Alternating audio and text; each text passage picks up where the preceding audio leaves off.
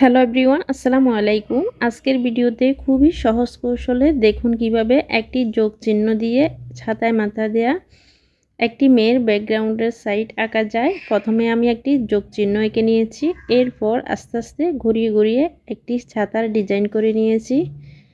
কেমন হয়েছে অবশ্যই কমেন্টে জানাবেন। এরপর ছাতার মাথায় বিন্দু বিন্দু করে ফোঁটা দিয়ে দিচ্ছি।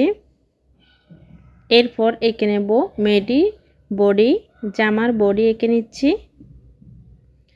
নতুন হয়ে থাকলে অবশ্যই চ্যানেলটি সাবস্ক্রাইব করে যাবেন, পরবর্তী ভিডিওগুলো দেখতে খুবই সহজ হবে। এরপর জামার নিচের অংশ এঁকে নিচ্ছি। নিচের অংশে আমি একটু ডিজাইন করে নিয়েছি।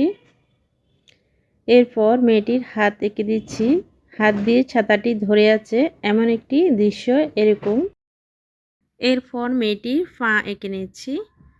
সম্পূর্ণ ছবিতে আমি কালার করে নেব।